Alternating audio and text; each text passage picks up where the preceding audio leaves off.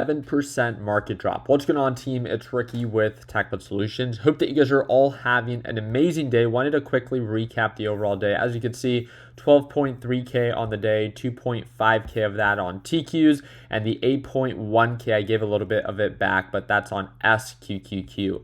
Let me quickly talk about what it is that I'm looking at. So this will have to follow up until next week on Tuesday, because in observance to Juneteenth Day, this Monday, the stock market will be closed. And I know if you're anything like me, again, you're always looking forward to Mondays because you really look forward to what it is that you do. And I think that's a beautiful part of life. But overall, as of right now, TQQQ testing its support at that EMA. If we use this little trend line tool, from that EMA down to the moving average, which based off of previous patterns, we have found a support off of that moving average. We could see that we have a 6.88% drop.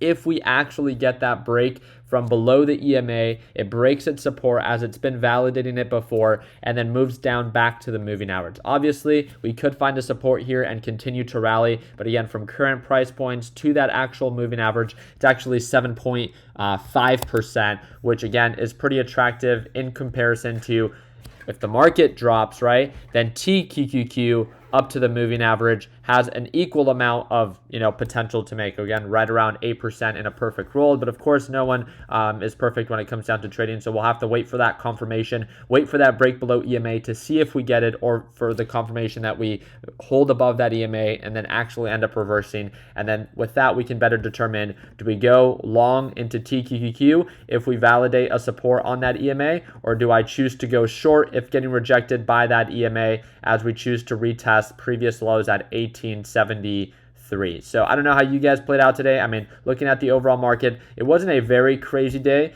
but if you look at the 5-minute, again, this is kind of like one thing that I wanted to share with you guys. Sometimes on the 1-minute time frame, it's very confusing because you tend to see a lot of quick changes of direction. This is one thing that I've shared with my LPP team, especially during our lesson library. Normally the 5-minute time frame, just because it's a little bit longer, meaning that every candle represents 5 minutes of time.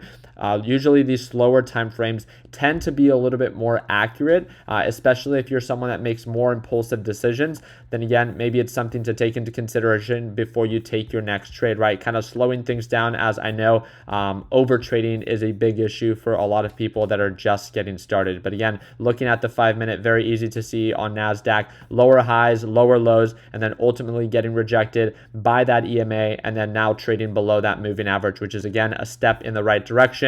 So again, we'll just have to follow up a little bit earlier next week to see how it plays out, still holding above that EMA, and again, trying to work towards that break below that EMA so we can working towards that moving average. So again, if you have any questions, feel free to send me either a direct message via Instagram or via Discord. That's going to be linked down in the description. But I do want to remind you, I trade live with one team and one team only, and this is the only team that I work with on a closer basis. And yes, they do get to watch me trade live every single day. That's the LPP team. Right now, we are running our biggest sale. It's a one-time payment, lifetime access. You get to watch me trade live every day, and that's that second link in the description down below. I appreciate your time. Hope that you enjoy your 3-day weekend. And like always, let's make sure that we end the year on a green note. Take it easy, team.